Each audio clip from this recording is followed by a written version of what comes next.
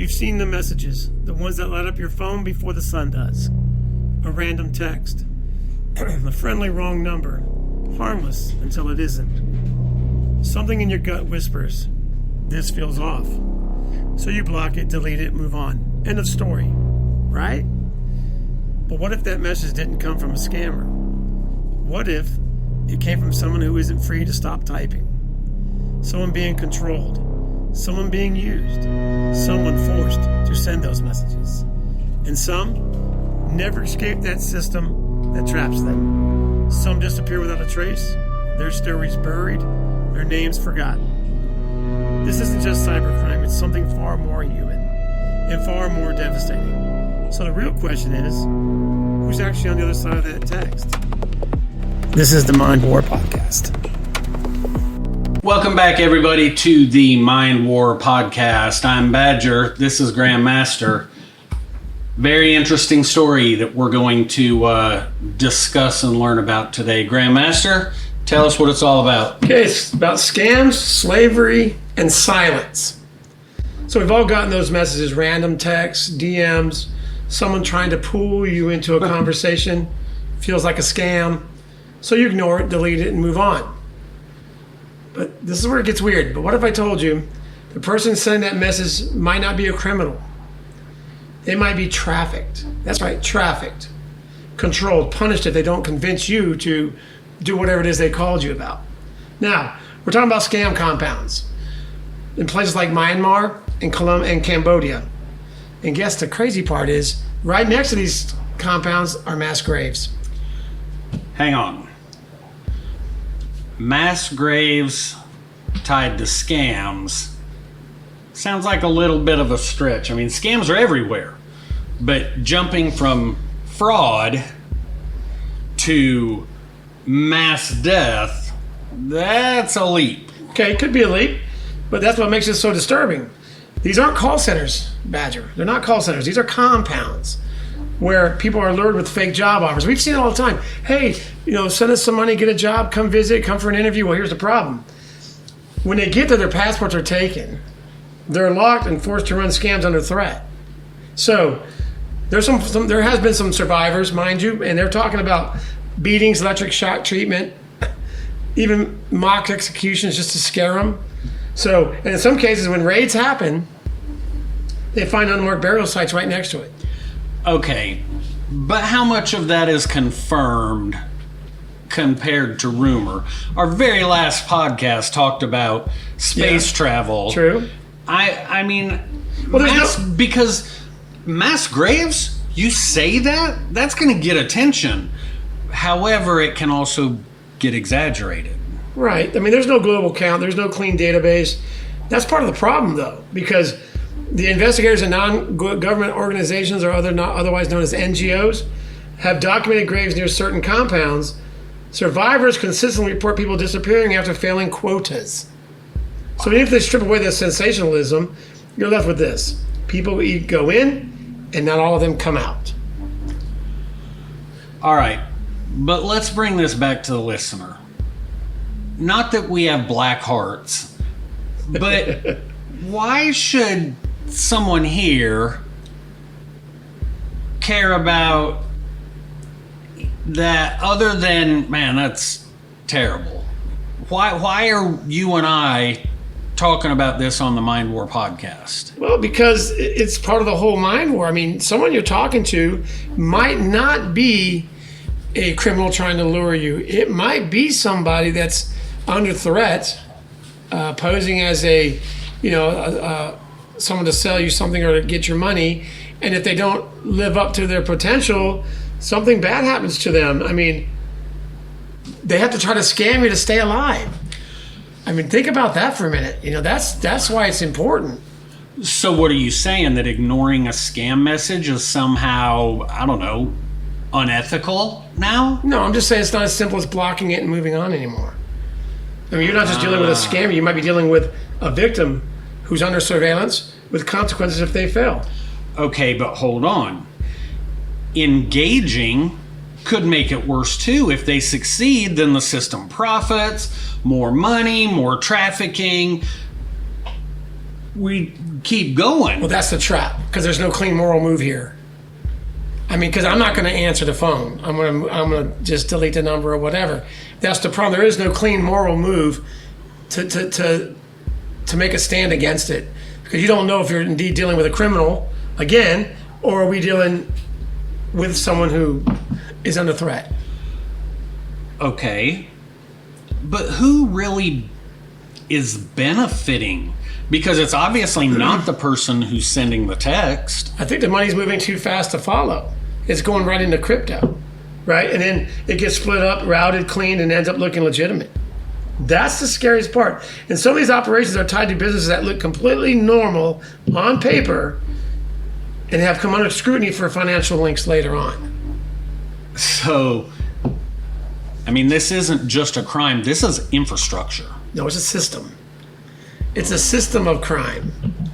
It's recruitment pipelines, trafficking routes, forced labor, and money laundering, and it's protected by instability in regions tied to things like the Myanmar Civil War. And now you're adding AI into this? That's the next phase, I guess. I mean, there's better scripts, fake voices, more convincing profiles, which means, in the end, more scams, more money, more demand for people to be lured into those compounds. But at the same time, you could probably do it now without the people coming in.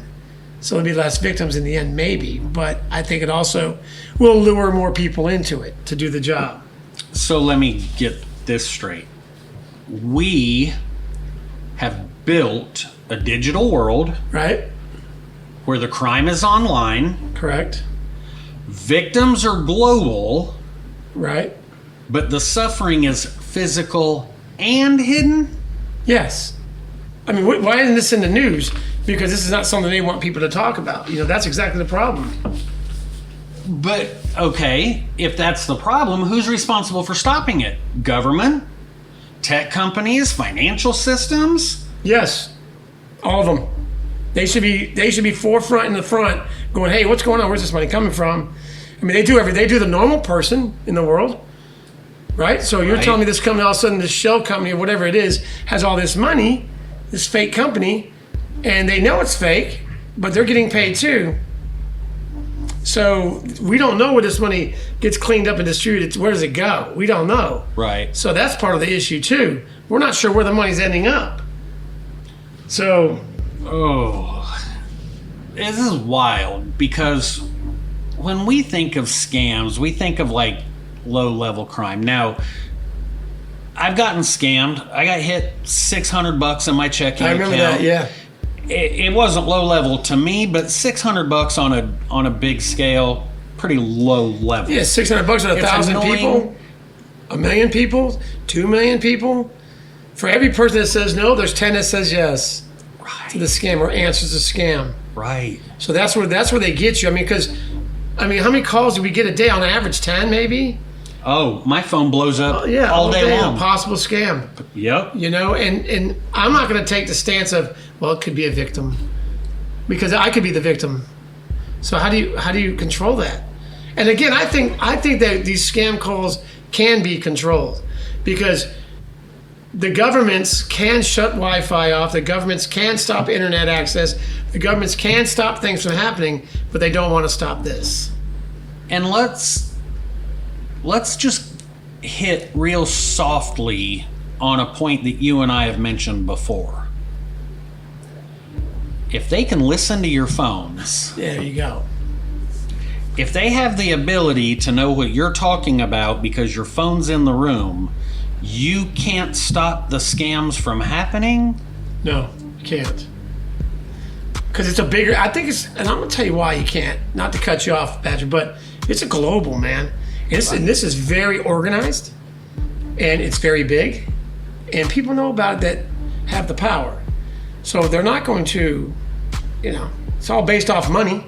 So they're not going to try to stop that money. If I'm a criminal, and I'm a high-powered criminal, I'm getting money from this. I'm not trying to stop it. I'm doing everything I can to prevent it from being stopped, i.e. put it on borders that are hot borders where people aren't usually that. Put it in the middle of where there's militias and a lot of crime and maybe a civil war going on. Because then people aren't just freely walking in there to investigate. Sure. There's too much going on. Right. So that's the best place to have it. hidden in plain sight. And if you're on the borders, you take a step to the right, you're in this country. You take a step to the left, and you're in this. And in the mass graves could be casualties of war is what they could say. But in reality, it's not. Do you understand how they're fooling the population? I mean, it's weird. And the fact this is not in the mainstream news is troublesome because everybody, even those newscasters, news readers or whatever you want to, people that read off the teleprompter, at least we're looking at paper, they are just going by what they're being told on the prompt. Right. We went out and checked these things out, investigated this stuff. They're not even doing that no more. They're reading it right through the thing, but they won't tell this story. Okay, let me spin something at you. We've already mentioned our phones go off 25 times a day. At least. Since you found this story, I bet your phone has gone off 2 or 3 times. Yes. Did it question you it says potential spam. Did the thought pop into your head of,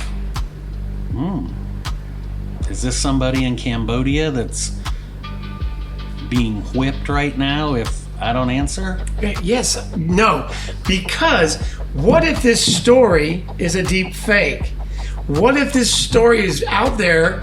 The reason we found the story is so that people will read it, and more. Maybe some other people are like us and just go out and read obscure, dark stories that nobody hears about, and goes, "Well, I feel bad for that." So again, 1 out of every 10 might feel bad and answer and go along with the call. Right. So is this a story to lure people into to it, or is it a story like we're trying to tell you, don't do it, don't answer the phone At all. don't do it at all? I mean, believe that the story might be horrible, let the authorities handle that, don't answer the phone, because this could be a ploy to make people think, well, that could be someone that's being whipped, like you just said. Right. We might want to answer the phone.